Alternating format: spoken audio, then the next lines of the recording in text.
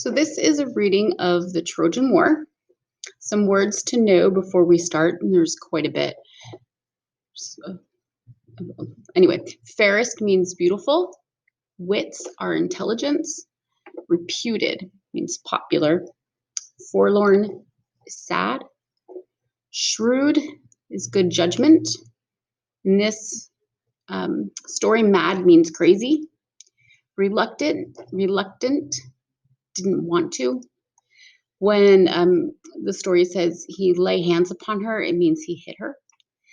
Circumvent means to get around.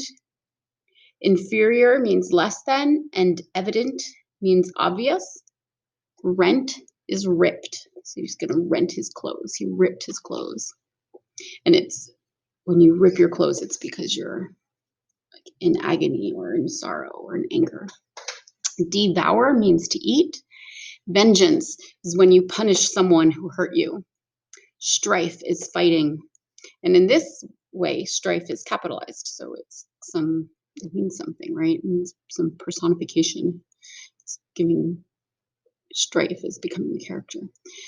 Drew means took out. He's going to draw his sword. He drew his sword, he took it out.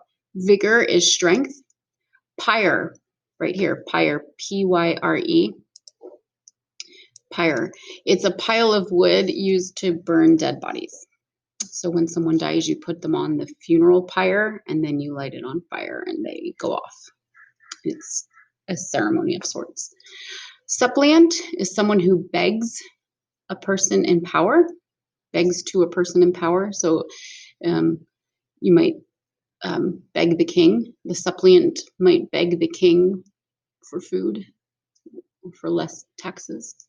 Clasped means held tight or grabbed. Covenants, don't do that. Covenants are promises. And then heaped means piled. Okay, let's see. Yeah, we're just going to read, today I'm just going to read the Trojan War. So, the Trojan War. The fairest woman in the world was Helen, the daughter of Zeus and Leda, and the sister of Castor and Pollux. Such wits, the report of her beauty, that not a young prince in Greece but wanted to marry her. Basically, she's so beautiful, everybody wanted to marry her.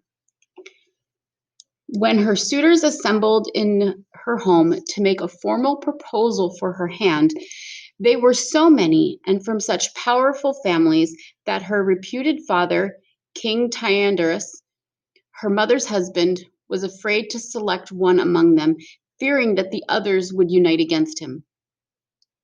He therefore exacted first a solemn oath from all that they would champion the cause of Helen's husband, whoever he might be.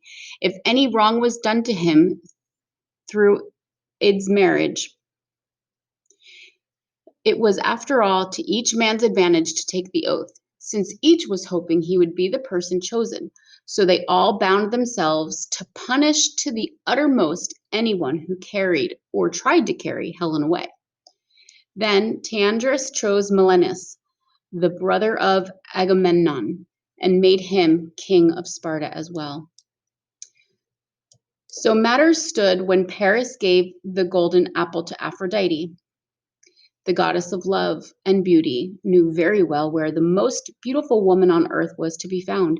She led the young shepherd, with never a thought of Oenion left forlorn, straight to Sparta, where Menelaus and Helen received him graciously as their guest. The ties between guest and host were strong. Each was bound to help and never harm the other. But Paris broke that sacred bond. Menelaus, trusting completely to it, left Paris in his home and went off to Crete.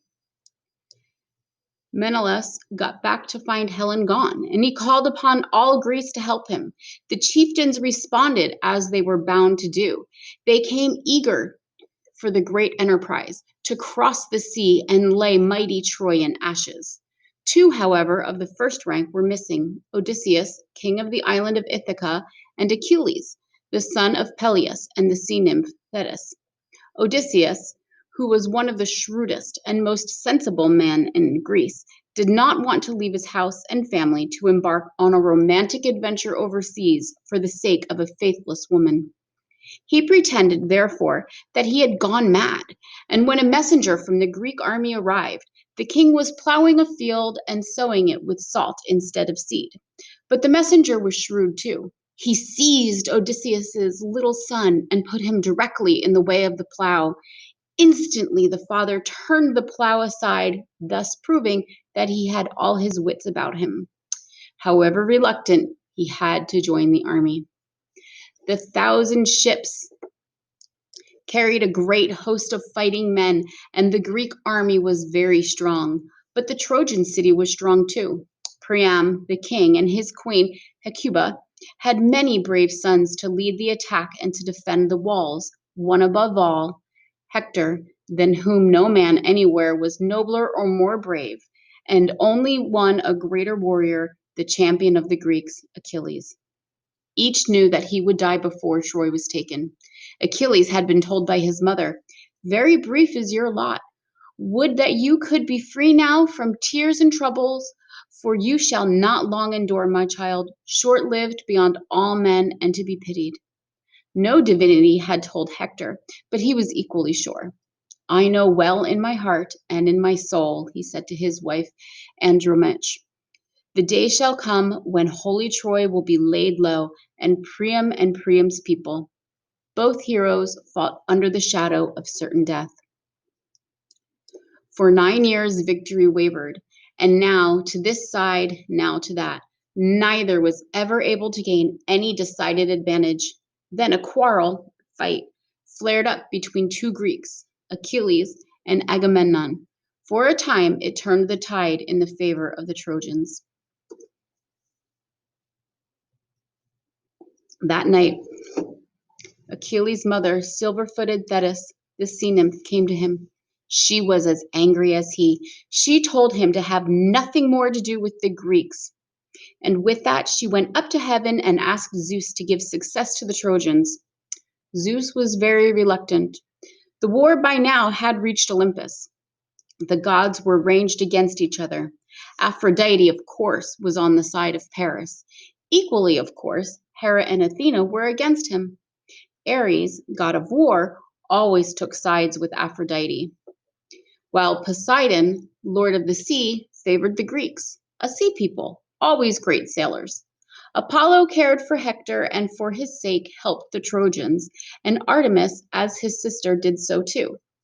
Zeus liked the Trojans best, on the whole, but he wanted to be neutral because Hera was so disagreeable whenever he opposed her openly. However, he could not resist Thetis.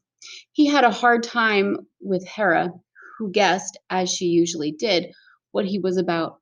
He was driven finally into telling her that he would lay hands upon her if she did not stop talking. Hera kept silence then, but her thoughts were busy as to how she might help the Greeks and circumvent Zeus.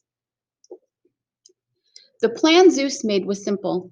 He knew that the Greeks without Achilles were inferior to the Trojans, and he sent a lying dream to Agamemnon, promising him victory if he attacked. While Achilles stayed in his tent, a fierce battle followed, the hardest yet fought. Up on the wall of Troy, the old King Priam and the other old men, wise in the ways of war, sat watching the contest. To them came Helen, the cause of all that agony and death. Yet as they looked at her, they could not feel any blame. "Men must fight for such as she," they said to each other, for her face was like that of an immortal spirit. She stayed by them, telling them the names of this and that Greek hero, until, to their astonishment, the battle ceased.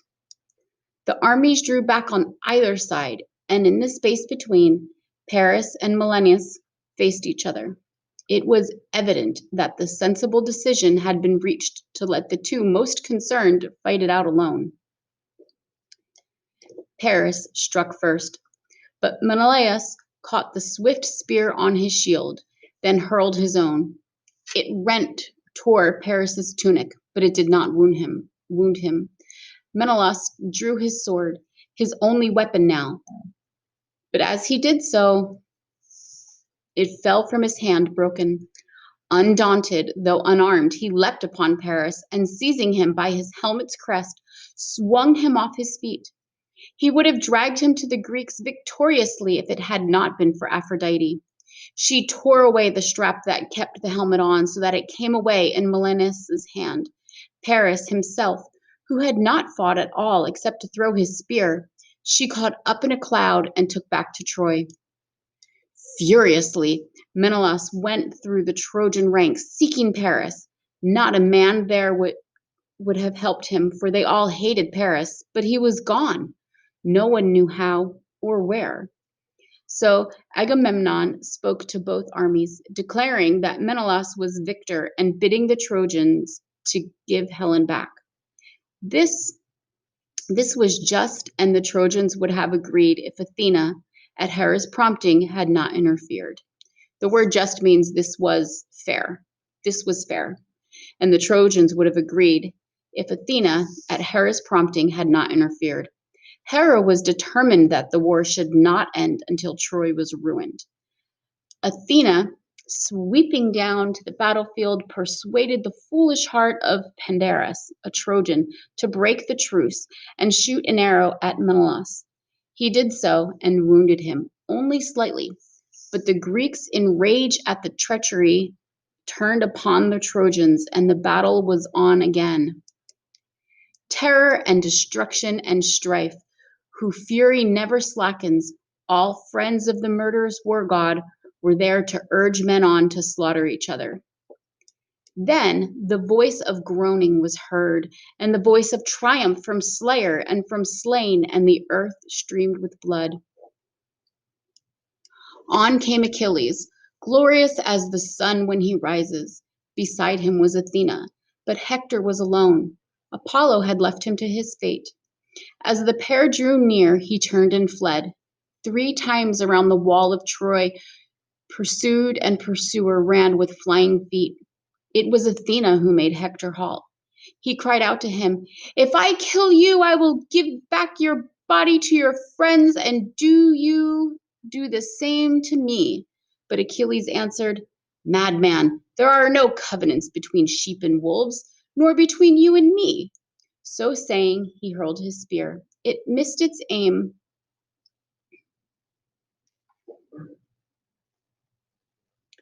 So saying, he hurled his spear. It missed its aim, but Athena brought it back. Then Hector struck with a true aim. The spear hit the center of Achilles' shield. But to what good? That armor was magical and could not be pierced. He turned quickly to Deiphobus to get his spear, but he was not there. Then Hector knew the truth. Athena had tricked him, and there was no way of escape. The gods have summoned me to death, he thought. At least I will not die without a struggle, but in some great deed of aims which men yet to be born will tell each other. He drew his sword, his only weapon now, and rushed upon his enemy. But Achilles had a spear, the one Athena had recovered for him. Before Hector could approach, he who knew well that armor taken by Hector from the dead Patroclus aimed at an opening in it near the throat and drove the spear point in. Hector fell, dying at last. With his last breath he prayed, "Give back my body to my father and my mother." "No prayers from you to me, you dog," Achilles answered. "I would that I could make myself devour your raw flesh for the evil you have brought upon me." Then Hector's soul flew forth from his body and was gone to Hades, bewailing his fate, leaving vigor and youth behind. Achilles stripped the bloody armor from the corpse, while the Greeks ran up to wonder how tall he was as he lay there, and how noble to look upon. But Achilles' mind was on other matters. He pierced the feet of the dead man and fastened them with thongs to the back of his chariot, letting the head trail. Then he lashed his horses round and round the walls of Troy as he dragged all that was left of glorious Hector. At last, when his fierce soul was satisfied with vengeance, Lie stood beside the body of Patroclus and said, "Hear me even in the house of Hades. I have dragged Hector behind my chariot, and I will give him to the dogs to devour beside your funeral pyre. Up in Olympus, there was dissension. This abuse of the dead displeased all the immortals except Hera and Athena and Poseidon. Especially it displeased Zeus. He sent Iris to Priam to order him to go without fear to Achilles to redeem Hector's body, bearing a rich ransom. She was to tell him that violent as Achilles was, he was not really evil, but one who would treat properly a suppliant. Then the aged king heaped a car with splendid treasures, the best in Troy, and went over the plain to the Greek camp. The old man passed the guards and came into the presence of the man who had killed and maltreated his son. He clasped his knees and kissed his hands, and as he did so, Achilles felt awe, and so did all the others there, looking strangely upon one another. Remember, Achilles, Priam said, your own father, of like years with me, and like me wretched for want of a son. Yet I am far more to be pitied, who have braved what no man on earth ever did before, to stretch out my hand to the slayer of my son. Grief stirred within Achilles' heart as he listened. Gently he raised the old man. Sit by me here, he said, and let our sorrow lie quiet in our hearts. Evil is all men's lot, but yet we must keep courage. Then he bade his servants wash and anoint Hector's body and cover it with a soft robe, so that Priam should not see it, frightfully mangled as it was, and be unable to keep back his wrath. He feared for his own self-control if Priam vexed him. How many days do you desire to make his funeral? He asked. For so long I will keep the Greeks back from battle. Then Priam brought Hector home, mourned in Troy as never another. Even Helen wept. The other Trojans upbraid me, she said, but I always had comfort from you through the gentleness of your spirit and your gentle words. You only were my friend. Helen says the other Trojans upbraid me, like chastise me. They kind of were mad at me, but I always had comfort from you. 9 days they lamented him or mourned him. 9 days they lamented, mourned him. Then they laid him on a lofty pyre and set fire to it. When all was burned, they quenched the flame with wine and gathered the bones into a golden urn, shrouding them in soft purple. They set the urn in a hollow grave and piled great stones over it. This was the funeral of Hector, tamer of horses, and with it the Iliad ends.